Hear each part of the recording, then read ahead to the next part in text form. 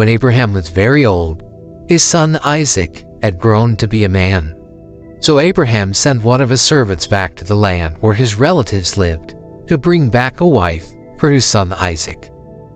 After a very long journey to the land where Abraham's relatives lived, God led the servant to Rebekah. She was the granddaughter of Abraham's brother. Rebekah agreed to leave her family and go back with the servant to Isaac's home. Isaac married her as soon as she arrived. After a long time, Abraham died, and all of the promises that God had made to him in a covenant were passed on to Isaac. God had promised that Abraham would have countless descendants, but Isaac's wife Rebekah could not have children. Isaac prayed for Rebekah, and God allowed her to get pregnant with twins. The two babies struggled with each other while they were still in Rebekah's womb. So Rebekah asked God what was happening.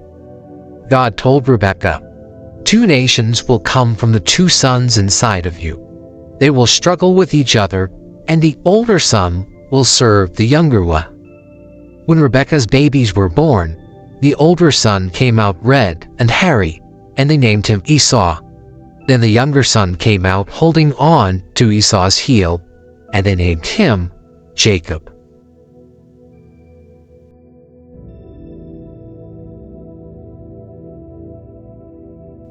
As the boys grew up, Jacob loved to stay at home, but Esau loved to hunt.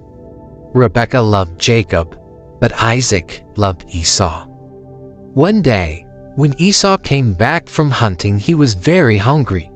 Esau said to Jacob, "Please, give me some of the food you have made."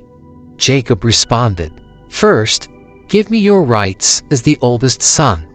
So Esau gave Jacob his rights as the oldest son. Then Jacob gave him some food. Isaac wanted to give his blessing to Esau, but before he did, Rebekah and Jacob tricked him by having Jacob pretend to be Esau. Isaac was old and could no longer see, so Jacob put on Esau's clothes and put goatskins on his neck and hands. Jacob came to Isaac and said, "I am Esau. I have come so that you can bless me." When Isaac felt the goat hair and smelled the clothes, he thought it was Esau and blessed him. Esau hated Jacob because Jacob had stolen his rights as oldest son and also his blessing. So he planned to kill Jacob after their father died.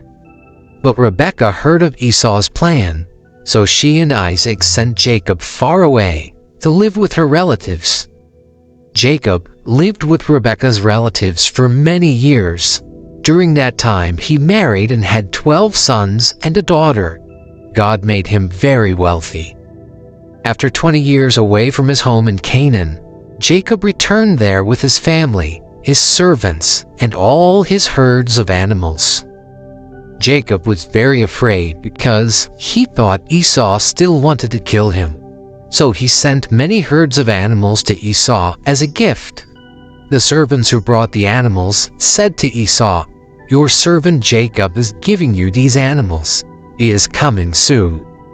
But Esau had already forgiven Jacob, and they were happy to see each other again. Jacob then lived peacefully in Canaan.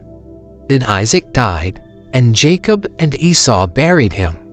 The covenant promises God had promised to Abraham now passed on from Isaac to Jacob.